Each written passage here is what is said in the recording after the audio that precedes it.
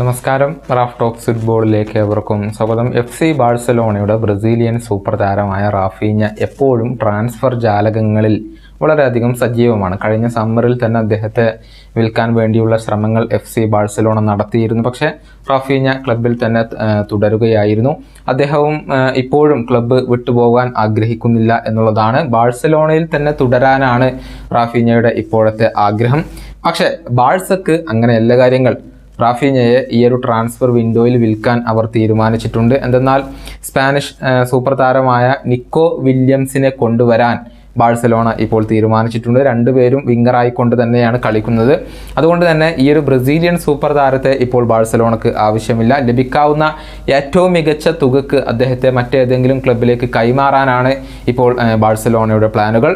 Saudi Arabian ക്ലബ്ബുകൾ അദ്ദേഹത്തിൽ താല്പര്യം പ്രകടിപ്പിച്ചിട്ടുണ്ട്. വലിയ തുക താരത്തിന് വേണ്ടി മുടക്കാനും ഇപ്പോൾ അവർ തയ്യാറാണ് എന്നുള്ളതാണ്. പക്ഷേ സൗദി അറേബ്യയിലേക്ക് പോകാൻ റാഫീഞ്ഞ ആഗ്രഹിക്കുന്നില്ല.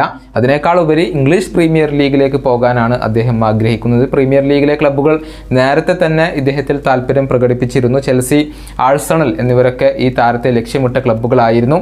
പ്രീമിയർ ലീഗിൽ നിന്നും തനിക്ക് അനുയോജ്യമായ ഓഫറുകൾ വന്നാൽ അത് പരിഗണിക്കാൻ തന്നെയാണ് റാഫീഞ്ഞ ഇപ്പോൾ തീരുമാനിച്ചിട്ടുള്ളത്. നേരത്തെ പ്രീമിയർ ലീഗിൽ ലീഡ്സ് യുണൈറ്റഡിന് വേണ്ടി മികച്ച പ്രകടനം നടത്തി പരിചയമുള്ള ഒരു താരം കൂടിയാണ് റാഫീഞ്ഞ. ഈ സീസണിലും മോശമല്ലാത്ത രൂപത്തിൽ അദ്ദേഹം കളിക്കുന്നുണ്ട്. ബാഴ്സയ്ക്ക് വേണ്ടി 9 ഗോളുകളും 12 അസിസ്റ്റുകളും അദ്ദേഹം സ്വന്തമാക്കിയിട്ടുണ്ട് എന്നുള്ളതാണ്. ചാമ്പ്യൻസ് ലീഗിൽ PSG-ക്കെതിരെ ആകെ 3 ഗോളുകൾ നേടിയത് റാഫീഞ്ഞ തന്നെയായിരുന്നു. പക്ഷേ അദ്ദേഹത്തെ നിലനിർത്താൻ ഇപ്പോൾ FC ബാഴ്സലോണക്ക് താല്പര്യമില്ല. ഈ വീഡിയോയുടെ അവസാനിപ്പിക്കുന്നു. വീണ്ടും കാണാം.